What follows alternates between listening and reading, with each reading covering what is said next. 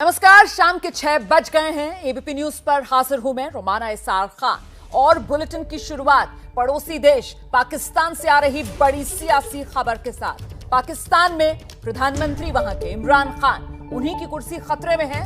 पाकिस्तान की संसद में इमरान खान के खिलाफ अविश्वास प्रस्ताव पेश कर दिया गया है।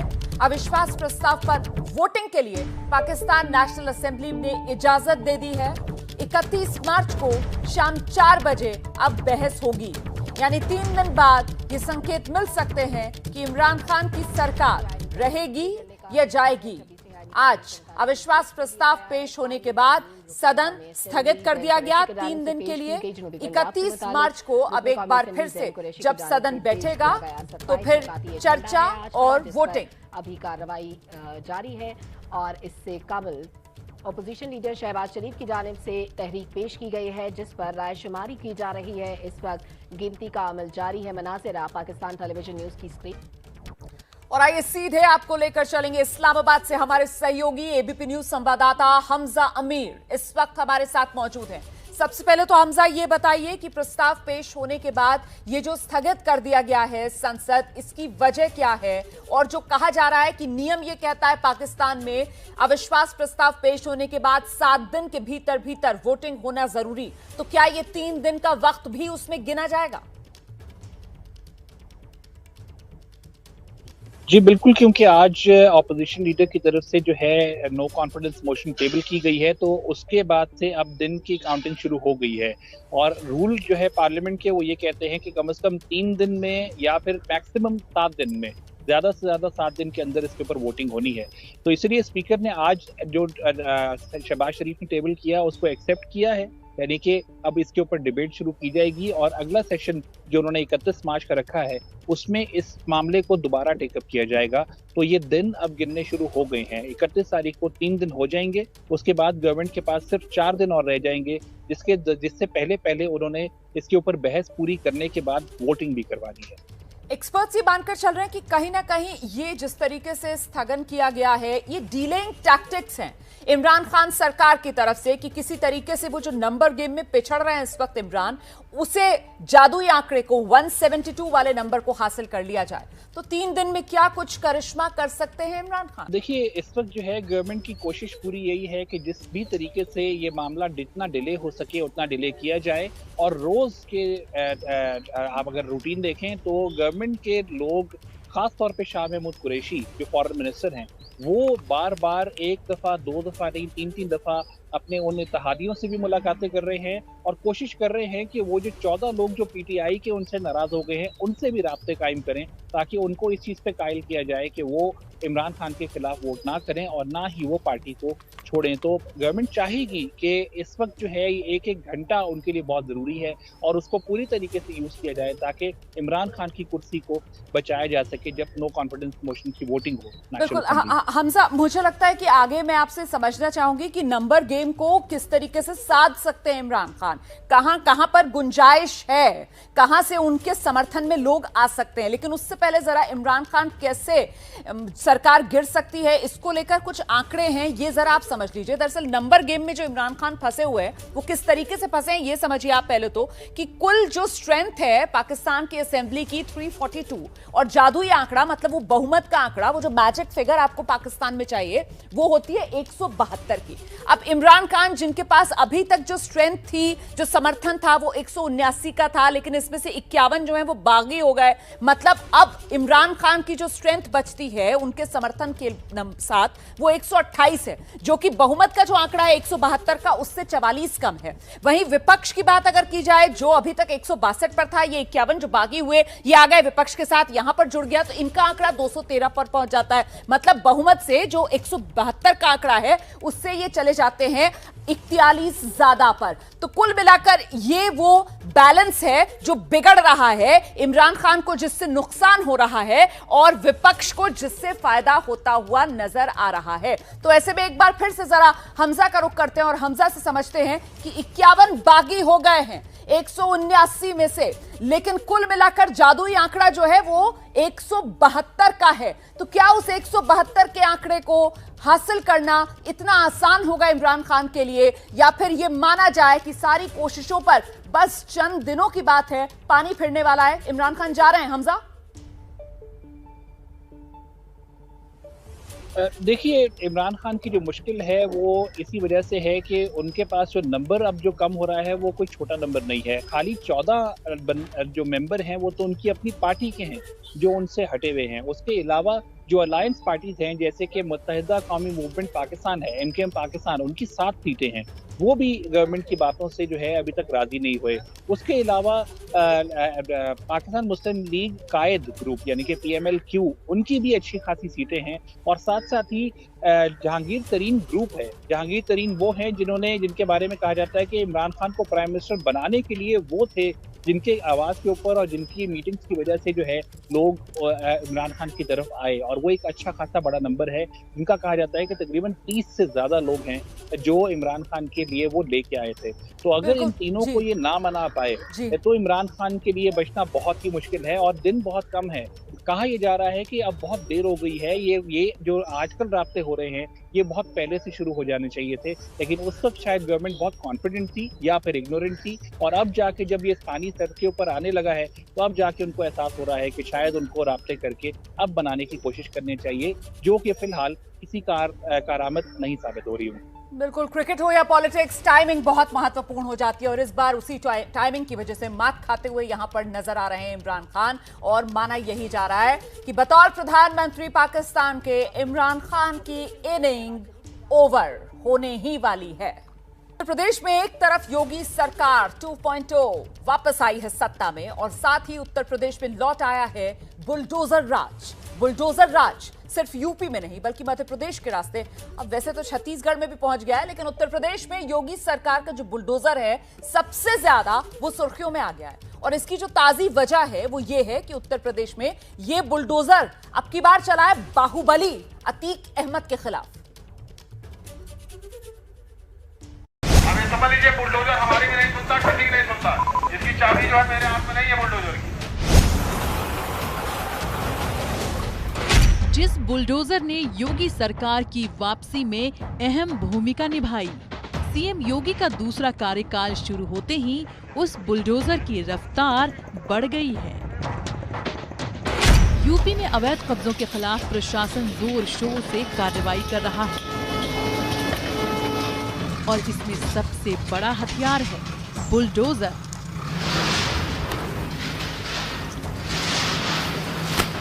प्रदेश के मुख्यमंत्री योगी आदित्यनाथ दूसरी बार कार्यभार ग्रहण करने के बाद एक बार फिर से एक्शन में आ गए हैं। उनका बुलडोजर एक बार फिर से चलने लगा है और संगम नगरी प्रयागराज में आज इस अभियान की शुरुआत हुई है पूर्व बाहुबली सांसद अतीक अहमद के पुश्तैनी घर से।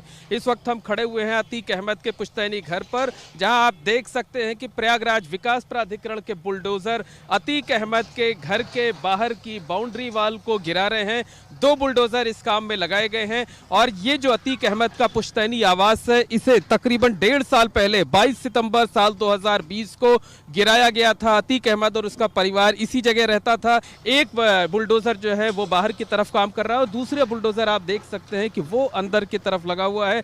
अंदर की तरफ भी ये कार्रवाई की जा रही है। वो जो सामने टिन शेड तैयार कर दिया गया था उस टिन शेड को गिराया जा रहा है। यहाँ पर काफी भीड़ जमा है, लोग इस कार्रवाई को देख रहे हैं। काफी पुलिस बल तैनात किया गया है ताकि सुरक्षा को लेकर के कोई व्यवधान ना पैदा हो सके। तस्वीर यूपी के अमरोहा की है, जहां डीएम के आदेश के बाद पुलिस ने बुलडोजर की मदद से सरकारी तालाब को अवैध कब्जे से मुक्त कराया। तस्वीर यूपी के ही औरैया की है, जहां पुलिस बुलडोजर के साथ सड़क पर उतरी और सड़क से अतिक्रमण को हटवाया। अब ये समझ लीजिए, बुलडोजर हमारी भी नहीं सुनता, किसी की नहीं सुनता। इसकी चाबी जो है मेरे हाथ में नहीं है बुलडोजर की। बता दें कि चुनाव में सीएम योगी को अखिलेश ने बाबा बुलडोजर के नाम से तंज कसा था, लेकिन योगी ने इसे सख्त प्रशासन का प्रतीक बनाकर चुनावों में बम्पर जीत हासिल की। अब देश में बुलडोजर सख्त प्रशासन का प्रतीक बन चुका है। यही वजह है कि एमपी में शिवराज सरकार ने इस सुपरहिट का इस्तेमाल किया। अब ये फॉर्मूला छत्तीसगढ़ में कांग्रेस की बघेल सरकार की भी पहली पसंद बन चुका है। छत्तीसगढ़ के भिलाई में प्रशासन ने दर्जन भर बुलडोजर के साथ अवैध कब्जाधारियों पर कार्रवाई करते हुए सरकारी जमीन को खाली करवाया। बताया जा रहा है कि छत्तीसगढ़ में 200 से ज्यादा अवैध निर्माण को बुलडोजर से जमींदोज कर खाली करवाया गया है। तो क्या अब इसका मतलब ये है कि देश की सियासत में बुलडोजर बुलंद प्रशासन की पहचान बन चुका है? और बाहुबली अतीक अहमद के बाद अब बात एक और बाहुबली मुख्तार अंसारी की, जिनकी संपत्ति हत्याने के आरोप में आज लखनऊ के कोर्ट में पेशी थी। लेकिन खबरों में छाई रही वो गाड़ी जो बांदा जेल से लखनऊ के रास्ते में खराब हो गई थी। गाड़ी खराब होने के बाद विपक्ष ने मुख्तार अंसारी की सुरक्षा को लेकर सरकार की मंशा पर ही सवाल खड़े कर दिए।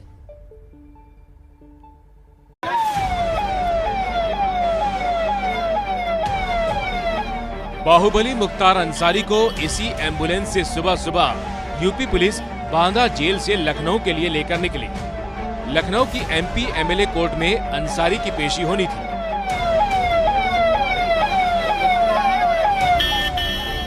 तस्वीरों में आप देख सकते हैं एम्बुलेंस के पीछे एक वज्र वाहन भी तेजी से दौड़ रहा है, जिसमें मुख्तार अंसारी की सुरक्षा के लिए पुलिसकर्मी तैनात हैं।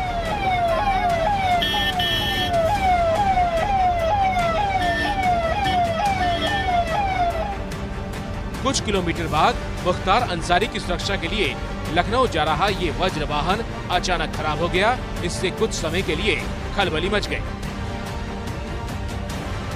वो इसलिए क्योंकि योगी सरकार के पिछले कार्यकाल के दौरान पेशी के लिए ले जाते वक्त आरोपियों की गाड़ी खराब होने या पलटने की घटनाओं ने खासी सुर्खियां बटोरी थी। ताजा मामले में वज्र वाहन खराब होने के कुछ देर बाद मुख्तार की एम्बुलेंस के पीछे पुलिस की दूसरी गाड़ी लगा दी गई, जो लखनऊ कोर्ट तक अंसारी के एम्बुलेंस के साथ रही। पर रास्ते में अचानक गाड़ी खराब होने के बाद अंसारी की सुरक्षा को लेकर सवाल उठने लगे। किसी भी व्यक्ति की सुरक्षा राज्य सरकार की जिम्मेदारी है, लेकिन अगर वो जुडिशियल कस्टडी में है तब तो किसी न्यायालय के द्वारा वो अमानत के तौर पर आपके कुछ सौंपा गया है। 4 गुना जिम्मेदारी है उसकी सुरक्षा की। अगर आपका ये कहना है कि हमारी चाक चौबंद कानून व्यवस्था है तो रात को जो वहाँ आना जाना तमाम तरह की बातें हुई तो उससे आशंका लोगों के मन में जगी है कि कहीं कोई घटना न हो जाए। तो स्वाभाविक है कि अगर कोई घटना है तो उसके संबंध में जानकारी सबको देनी चाहिए। मुख्तार अंसारी के बेटे और विधायक अब्बास अंसारी ने भी सुरक्षा को लेकर ट्विटर पर सवाल उठाए।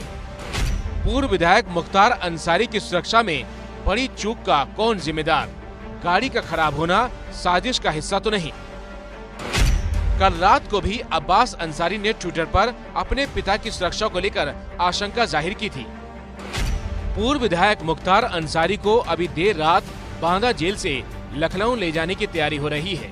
साजिश के तहत मेडिकल कैंसिल करवाकर और फिर आधी रात को बांदा जेल से लखनऊ ले जाने की ये कथित तैयारी बड़ी अनहोनी घटना की आशंका पैदा कर रही है।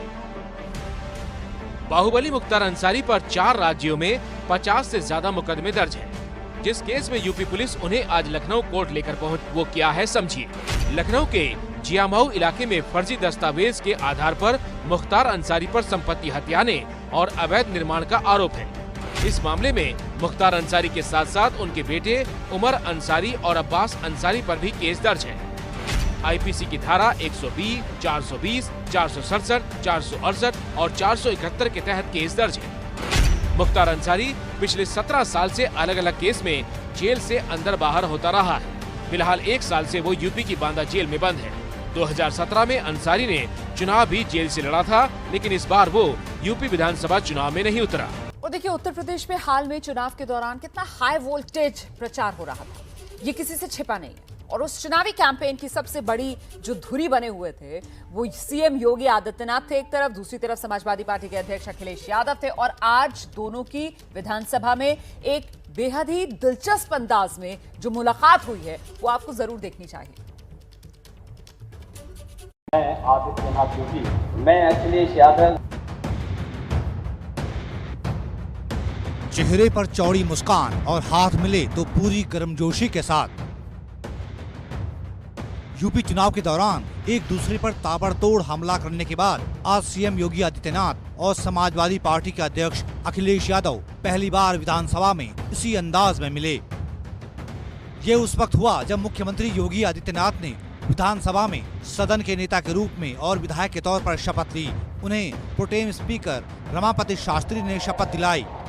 मैं आदित्यनाथ योगी लोक विधानसभा का सदस्य निर्वाचित हुआ हूँ। शपथ की औपचारिकता पूरी करने के बाद जब सीएम योगी सदन में अपनी सीट की ओर बढ़े तो शुरुआत में ही उनकी नेता विपक्ष अखिलेश यादव से मुस्कुराते हुए मुलाकात हुई। मुझे पूरा विश्वास है कि सदन की मर्यादा परंपरा का पालन करते हुए सदन की कार्रवाई को शांतिपूर्ण ढंग से आगे बढ़ाने और आने वाले समय में उत्तर प्रदेश के समग्र विकास में सभी माननीय सदस्यगण रुचि लेकर के उसे आगे बढ़ाने का कार्य करेंगे। सीएम योगी के बाद शपथ लेने की बारी आई अखिलेश यादव की।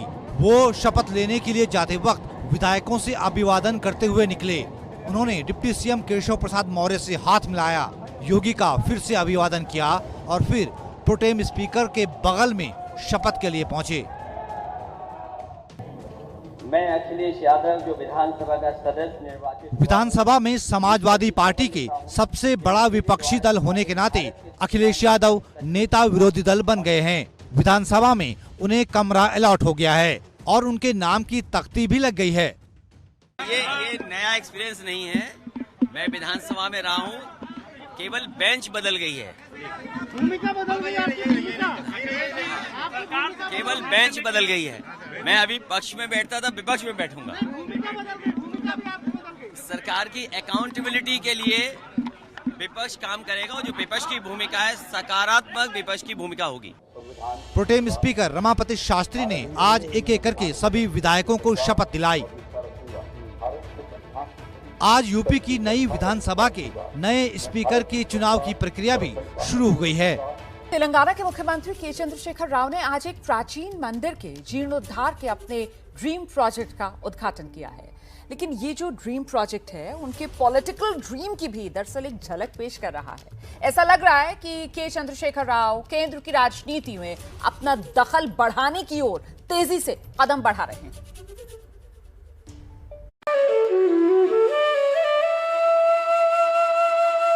ये एक सपने के पूरा होने की दास्तान है। तेलंगाना के एक प्राचीन मंदिर की तस्वीर बदल दी गई है, वो भी 6 साल के भीतर। और ये करिश्मा हुआ है तेलंगाना के मुख्यमंत्री के चंद्रशेखर राव की बदौलत। ये तेलंगाना के यादाद्री भुवनागिरी जिले में स्थित श्री लक्ष्मी नरसिम्हा स्वामी मंदिर की तस्वीरें हैं, जो कि हैदराबाद से करीब 80 किलोमीटर दूर है। इस मंदिर का पुनर्निर्माण तेलंगाना के सीएम के चंद्रशेखर राव का एक ड्रीम प्रोजेक्ट था, जिसका काम पूरा हुआ तो उसका उद्घाटन करने पहुंचे केसीआर। उन्होंने एक भव्य समारोह में यहाँ पूजा अर्चना की और मंदिर का उद्घाटन किया। श्री लक्ष्मी नरसिम्हा स्वामी मंदिर परिसर 14.5 एकड़ में फैला हुआ है।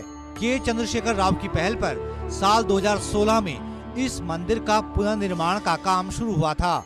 इसके लिए लगभग 1800 करोड़ रुपए का बजट आवंटित किया गया।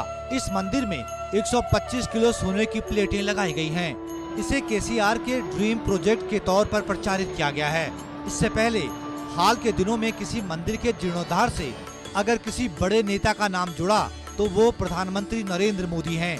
प्रधानमंत्री मोदी ने काशी विश्वनाथ कॉरिडोर के जरिए बाबा विश्वनाथ के प्राचीन मंदिर की तस्वीर बदल दी। तेलंगाना के मुख्यमंत्री के चंद्रशेखर राव ने इसी तर्ज पर श्री लक्ष्मी नरसिम्हा स्वामी मंदिर की सूरत बदल दी। इस प्राचीन मंदिर का पुनर्निर्माण क्या सिर्फ तेलंगाना के मुख्यमंत्री के चंद्रशेखर राव की आस्था से जुड़ा मसला है, या वो इस प्रोजेक्ट के जरिए खुद की भूमिका को विस्तार दे रहे हैं? इसको लेकर कई तरह की अटकलें राजनीतिक हलकों में तैर रही हैं। टीआरएस के मुखिया और तेलंगाना के सीएम के चंद्रशेखर राव राष्ट्रीय स्तर पर विपक्षी दलों को एक करने की मुहिम में जुटे हुए हैं। पिछले महीने चंद्रशेखर राव ने शिवसेना अध्यक्ष उद्धव ठाकरे और एनसीपी प्रमुख शरद पवार से भी मुलाकात की थी। पिछले दिनों उन्होंने राष्ट्रपति चुनाव को लेकर नीतीश कुमार के चेहरे को आगे करने की भी कोशिश की। यही नहीं, पिछले कुछ महीनों से के चंद्रशेखर राव के पीएम मोदी और बीजेपी पर हमलों में तेजी आई है। प्रशांत किशोर का रेट गंवा रहे आप आने से 300 बोल कर उनका इज्जत खराब कर रहे हैं आप। क्या बात है भाई? एक बात आपके फायदे के लिए बोल रहा हूं, it is for your benefit I am telling, and for benefit of all the friends also. Prashant Kishor is my best friend for the last 7-8 years. One must know it. Done. और याद रखिए, प्रशांत किशोर अपने जिंदगी में कहीं पैसे लेके काम नहीं करता. तेलंगाना में प्रचंड बहुमत की सरकार चला रहे के चंद्रशेखर राव दरअसल केंद्र की राजनीति में अपना दखल बढ़ाने की जुगत में हैं। माना जा रहा है कि इस बार केसीआर राष्ट्रपति चुनाव के बहाने थर्ड फ्रंट बनाने की कोशिश में हैं, इसीलिए वो खुद को सुर्खियों में बनाए हुए हैं।